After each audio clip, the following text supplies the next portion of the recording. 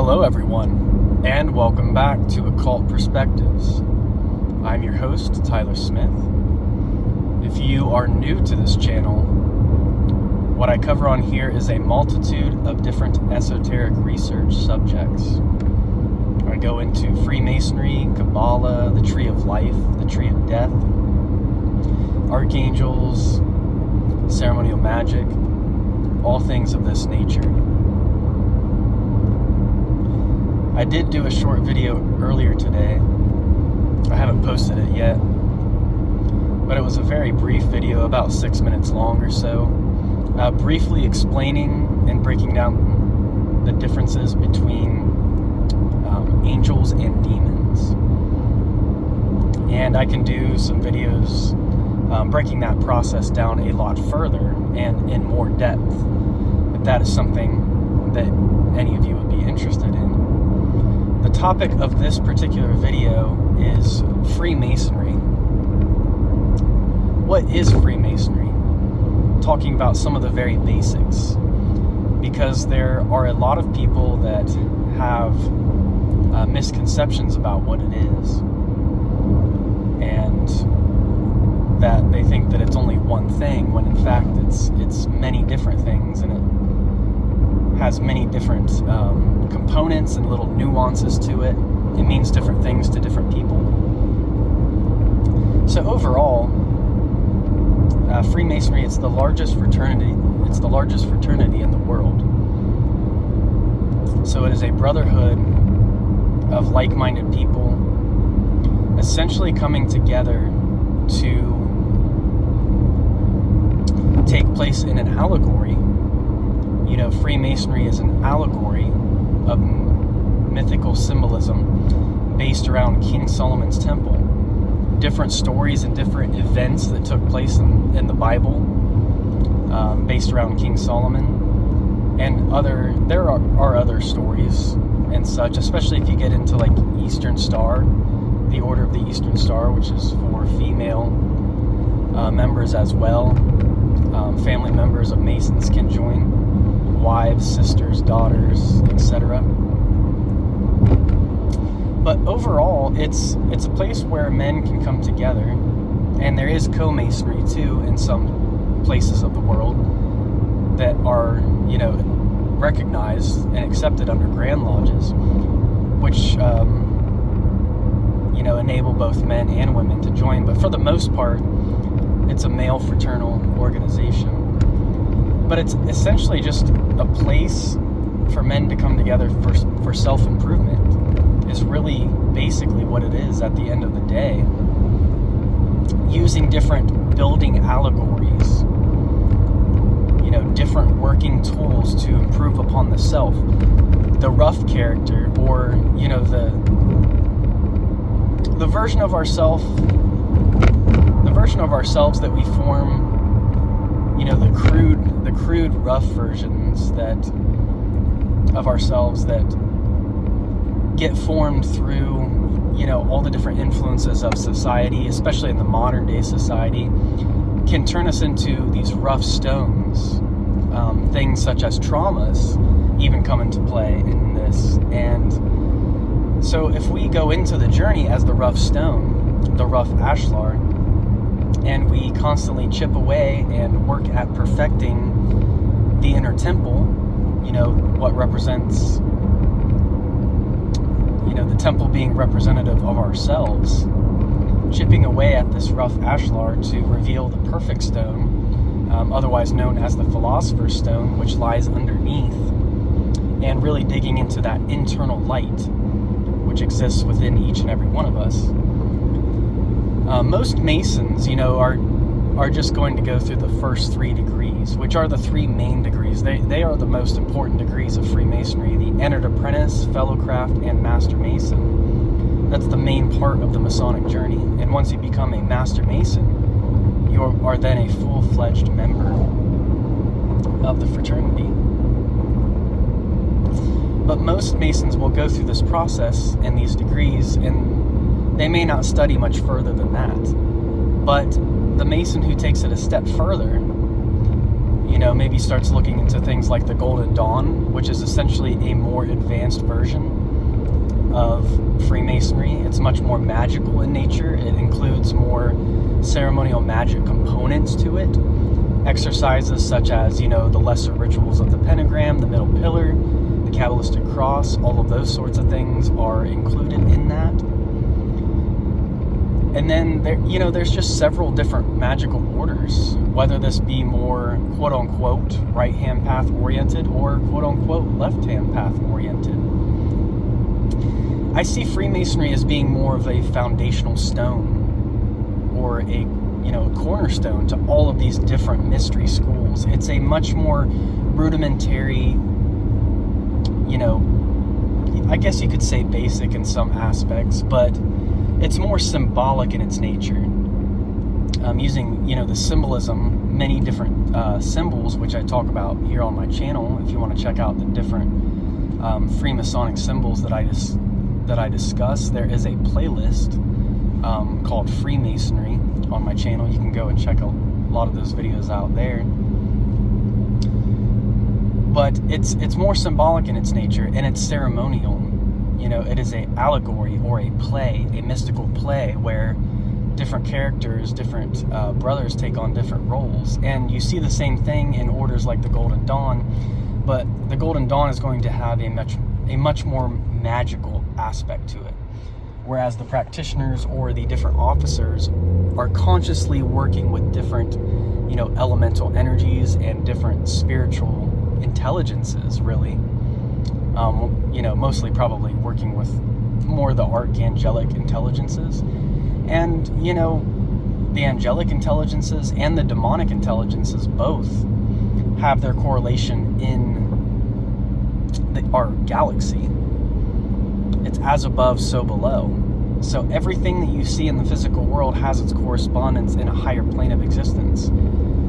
The more demonic energies are going to be more representative of the denser catalytic energies, which bring about change and dissolution, breaking down, that which is not important, the dross material, more of the animal nature. The animal nature and those things, you don't want to abolish those completely, but you at least want to subdue them to a point where they're under control, where you've mastered them, and that way it doesn't overtake the self. You see? So it's all about character building. It's all about alchemy, that dissolution and that sublimation. This process of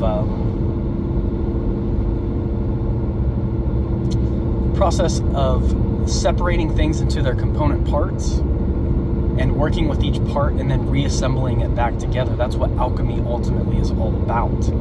So Freemasonry is alchemy, Golden Dawn is alchemy, whatever, order it is that you study, there's going to be some form of alchemical process going on, and it's ultimately a form of transformation.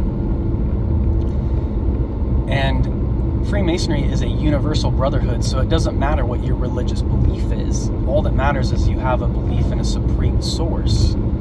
See, and that's where when I first joined, I didn't really come at it from the Judeo-Christian, background. Even though I was raised in a church, an Episcopalian church when I was young, I really liked the universal aspect of it, viewing source as more of from a scientific point of view, or from a Kabbalistic tree of life point of view, as opposed to, just,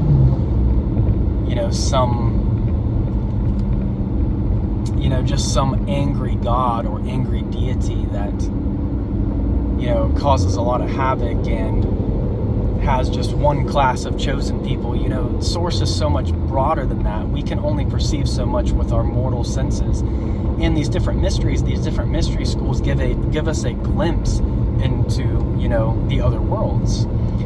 And learning to channel that into this reality and seeing the beauty and the magic here in the physical world as well, but understanding what those astrological components are, as above, so below, as within, so without, once again. So a lot of it's really simple when you break it down. You can make it as mystical as you want to, but unless you can learn to channel that into your own life and use these things as tools for self-empowerment and, learning how to quote unquote, kind of master your reality. You become the overseer of your own work, of your own destiny, and you become the builder.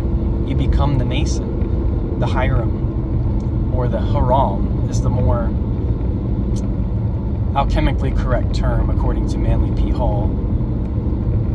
And Albert Pike talks about haram. I talk about that subject a lot in my Patreon of chapter 8 of my book, which is about symbolism, related to the Master Mason degree. All of the things dealing with death and transmutation, resurrection, all of these sorts of things. A lot of people have the misconception too that Masonry is like a devil worship thing, and that couldn't be further from the truth. While there are darker components and aspects to Freemasonry, anytime you receive light, we all seek light when we join Masonry, but what does light do? It illuminates things, and it shines, a light on them, and it's showing you what's really there. And sometimes this can be a scary process. You're learning to see through the illusion. The truth is being illuminated. And anytime there's light, you might attract other things as well. So you're going to have to work with both aspects of your own nature, the dark and the light. So it's never just one thing. And, a lot of Masonry connects back to the bloodline of Cain, the Canaanites, and how all that relates to Tubal-Cain is an important character as a part of that bloodline, and really learning about, the aspects of that bloodline is very important, and understanding the totality, the whole picture of things. Because you start to realize as you study these different biblical stories, Cain and Abel, these are different parts of ourselves. These are aspects of ourselves, the shadow and the light. Same with demons. It's not like that it's bad and evil, it's just different aspects of your own character, your own self. And really, demons aren't mentioned in Masonic ritual. A lot of people think that it's just a bunch of demon stuff behind closed doors, but it's really not. It's mostly what's going to be referenced is more archangelic type qualities. In some of the rituals, you'll see some of that, and then also different sacred God names, different names of God, which represent different attributes of the Creator. But yeah, Lucifer is not really talked about in the rituals. Sometimes the morning star will be referred to. But he's definitely, that spirit, the spirit of what Lucifer represents, we've talked about that before on this channel, is definitely an integral part.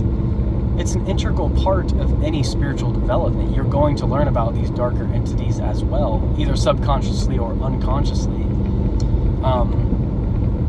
at some point along the road. If you're, serious about learning about the totality of the spiritual experience and embracing both of these different sides and overcoming them rather than allowing them to control and dictate your own life. But yeah, overall, Masonry is a light tradition. It's learning to bring light to the darkness so that you can become that light in the darkness. Because remember that, a candle, it can share its light, and just a little bit of light illuminates a lot of darkness. But the darkness is also important because in Genesis, God was upon the face of the waters, talking about the darkness, the primordial sea, the primordial chaos, which was, present before the burst of light. It was the primordial mother, the primordial chaos, which is such an important aspect to all of these things. And if we're just focused on the masculine light aspect of creation, only seeing the light and only focusing on that, you'll get blinded. You'll get blinded and you'll get sidetracked because you're not working on the foundational, darker aspects of yourself too, and learning to transmute those as well. So yeah, I just wanted to do a short little video on, encompassing, what Freemasonry is as a whole and what these different traditions are. and how they connect you with Source in different ways that are more universal in nature rather than just being, you know, limited to one belief system. It's a conglomeration of different mystery traditions and mystery schools.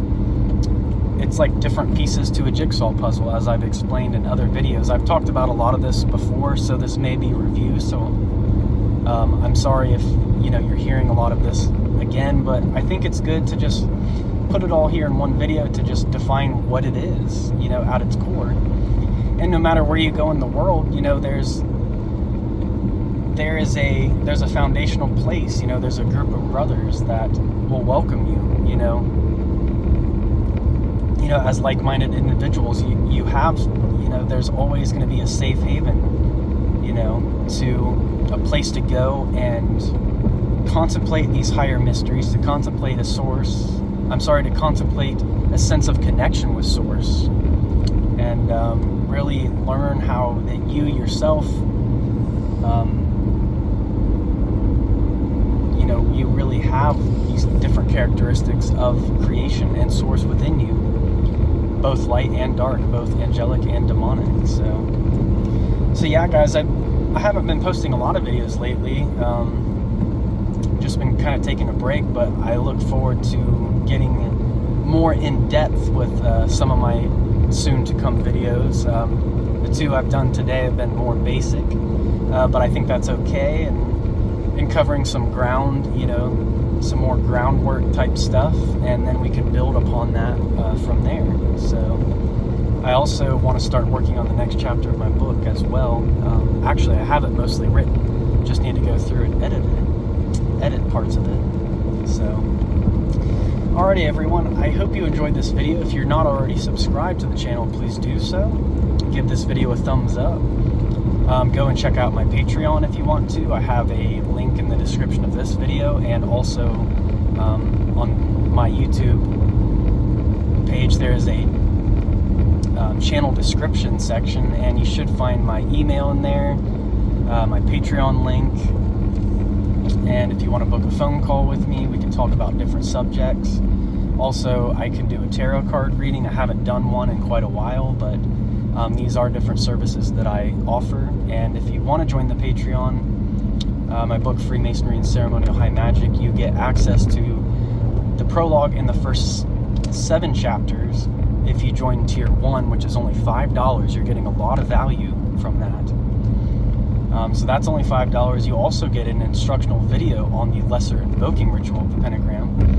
And then if you do an additional $5, so you do $10 a month, you get access to my latest chapter, Chapter 8, which discusses, as I said before, symbolism about the Master Mason degree. So I hope you all have a wonderful day or evening, whatever it is, day or night, wherever you are, and I will see you very, very soon. Until next time, peace.